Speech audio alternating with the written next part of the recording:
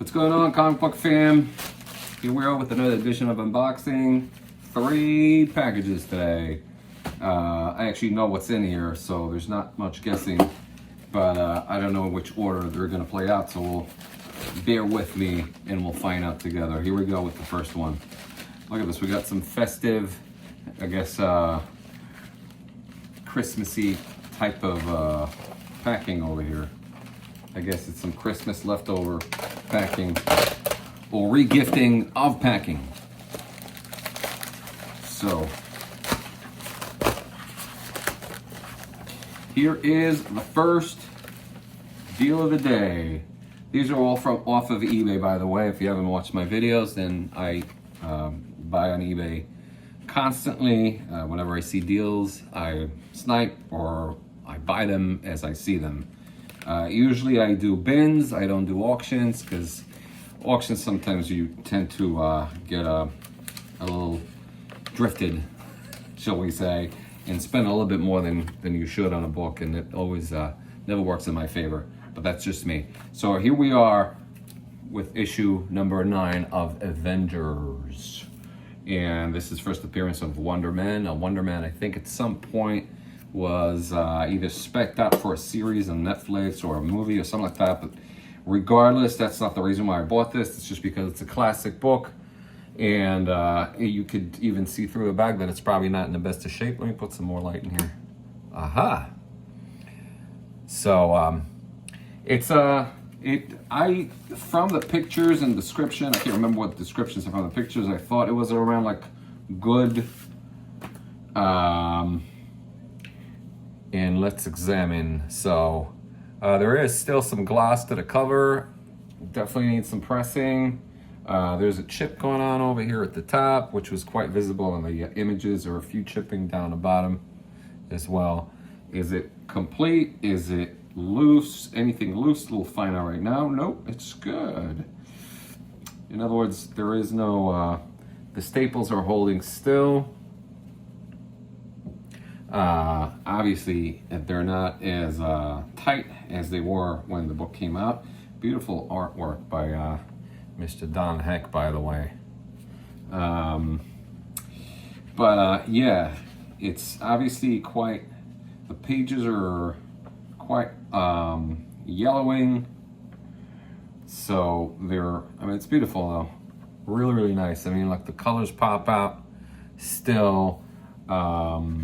There's no fading. There's no color fading in the print. It seems interior seems to be very, very nice. I don't know if you catch this. There you go. Interior seems to be very, very nice, and it's a key book. I mean, like, you know, early Avengers, first appearance of a character.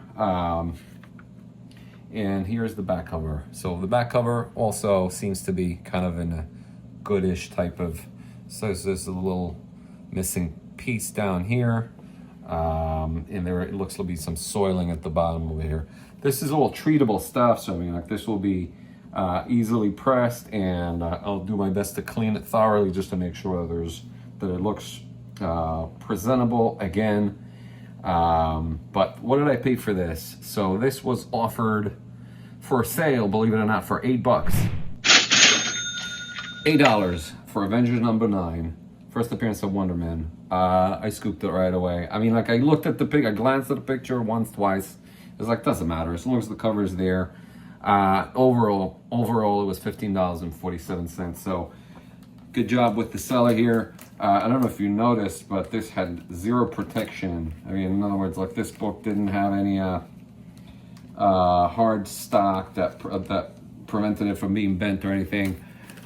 I don't make a big deal out of it, even though I know some people do, and maybe I should. I don't know, just to kind of like tell sellers, hey, listen, these are valuable collectibles over here, so just be a little bit more mindful. But particularly with a book that I know is not in you know, tip-top shape, then I don't make. If this was obviously a high-end copy, then I'll probably write something to the seller. I always you try to be nice to all the sellers. I don't think I ever came off as being rude or telling them, hey, you know, you said my cover, this is all effed up, man. No, I mean, like, you know, they're basically delivering your goods, and you should be humble, should be happy that they're doing so. If they're not doing it because they don't know how to pack something, that you should definitely tell them so. But you know, just understand that we all have lives, and some people don't have the same knowledge that you do. So, on to package number 2. Let's see what this is. Wow, this is laminated. Pretty solid lamination over here. You know, so going from that to this, that's a day and night. But let's see what's in. It's not so much about the packing; it's what's in the package. So we'll find out right now. How do you even open this?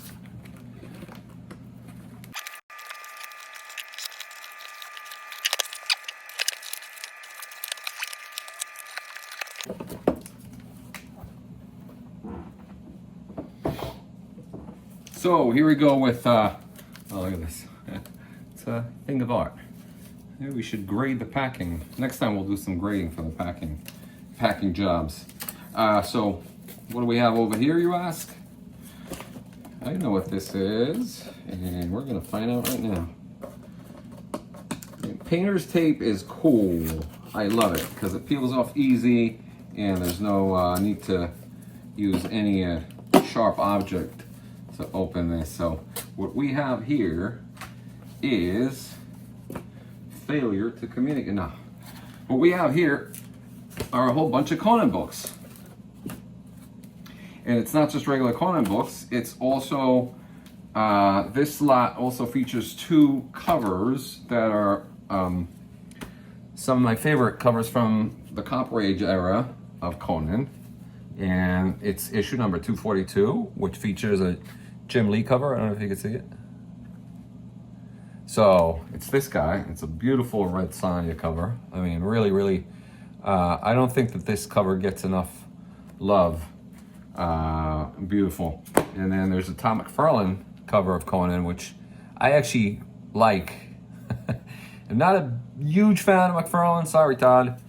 But, you know, there's some covers that, even though, you know, his anatomy is not really rocket science, and you know, you could tell that he was doing a lot of squiggly lines back then just to gain the hearts of a lot of fans. That was like the, you know, the trend back then, is to be as close to Art Adams as you can.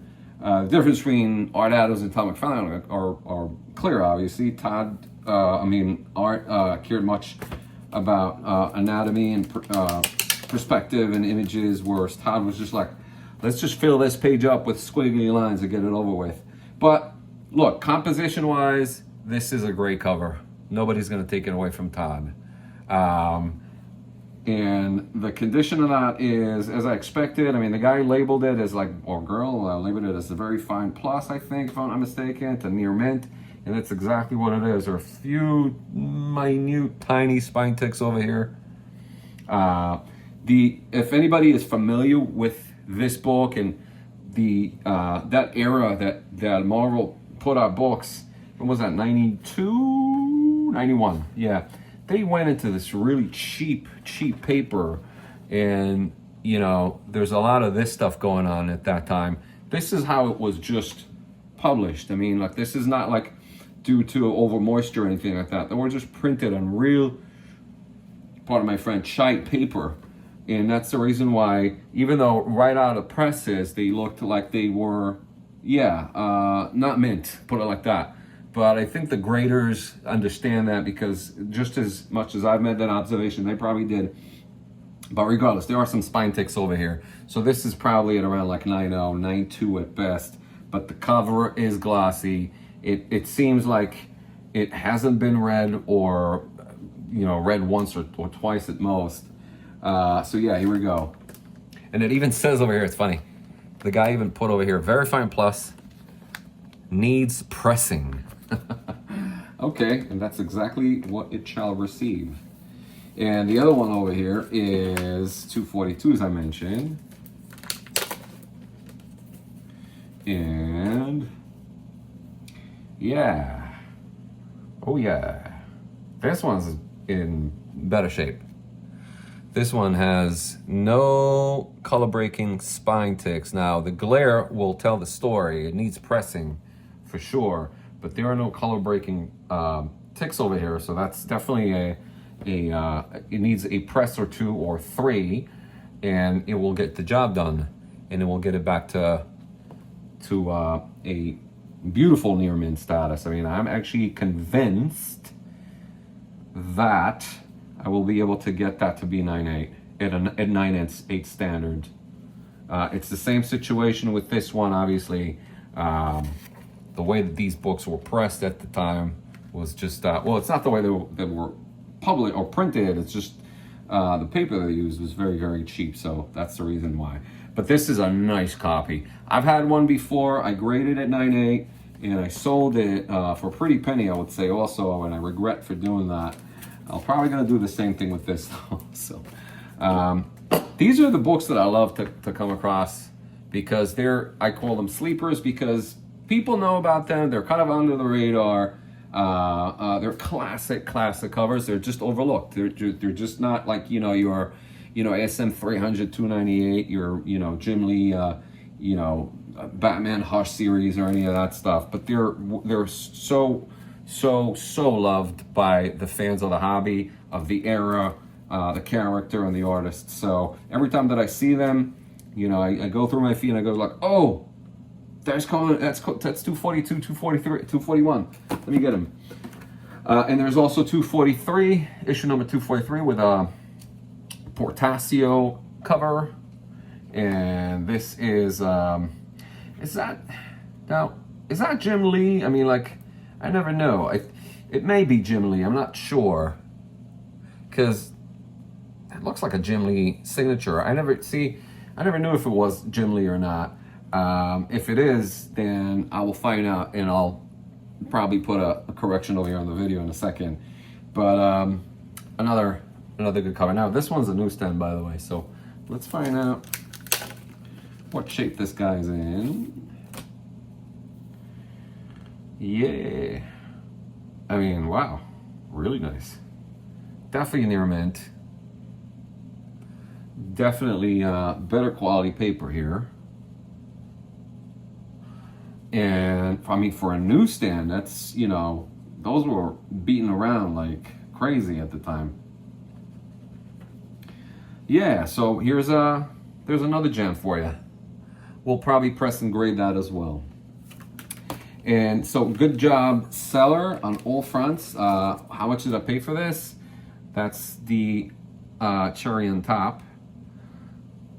Seller had it for he had it for 15 bucks. Yeah, 15 bucks, free shipping with tax was $16, $16.05. $16.05, 16 bucks for these 4 jams. At least 2 out of the 3 are near mint with potential 9.8. Good deal. On to the last one for today.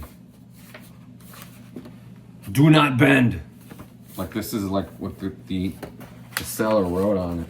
I mean, he may have had an experience in the past where somebody bent his stuff, and he just like really wanted to make a point for the fine ladies and gentlemen in the USPS to do not bend this package because I said so, and because I also put 4 card stocks to sandwich the book, which is great. A good job.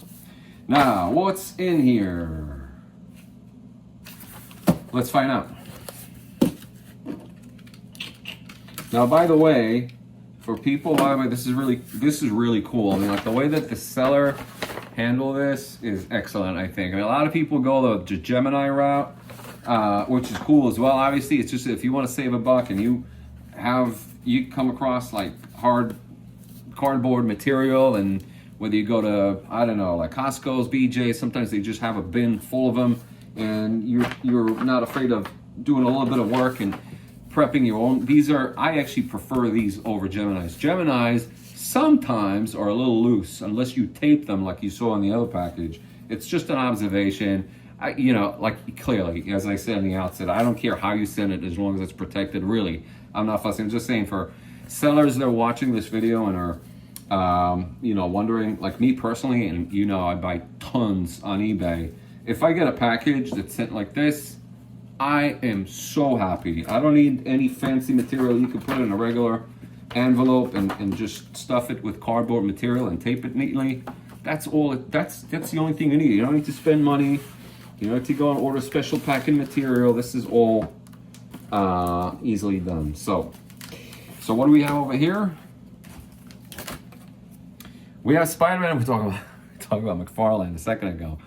But we have Spider-Man #1, which is obviously, this book is obviously coming as dirt, but you could see that this one was listed for $60. You see? Yep. And the reason why that is, it's because this is the special Red Web edition. Well, it's not really an edition. It's back in the day when this book came out, then I think 5,000 of those copies of the silver ones were signed by McFarlane right here in gold ink. And they were given the Spider Web of Approval stamp over here. So these were stamped, hand stamped and signed. And I always thought that it's cool. Granted, they never came with, like, see, I'm not a big fan of COAs anyways. Or, you know, well, you know, witness grading, obviously you can't go back in time and know. I mean, like, the fact that this has a stamp and that stamp is authentic as it looks, I don't think anybody went to the extent of like forging this stamp and like forging the signature as well. This is cool. You know, I almost wish that there were more books like this, like or more authentication methods of signing books as opposed to having a COA or having like you know, obviously a witnessed program or anything like that. I'm happy with this. So these are usually, if I'm not mistaken, start at $150 and up for, you know, any near mint copy, which this clearly is. And they're very, very hard to come by. I mean, like, I think at any given time you'll probably see like maybe 2 or 3 floating around online. And so this guy had it for $60. Wow! Bought it right away. Didn't ask any question, didn't ask for a discount, didn't ask for a special offer, didn't ask for, hey, can you do this, can you do that, can you put, no. $60 for this book, I'm in. All in. So, great job. That's all I got for you today. It's interesting. We had Silver Age, and we had 2 copper, 1 McFarlane, 1 Jim Lee. So it's always fun just looking for comic books that are of interest and finding them for a good price. Hope you enjoy this edition. I'll see you next time. Be good.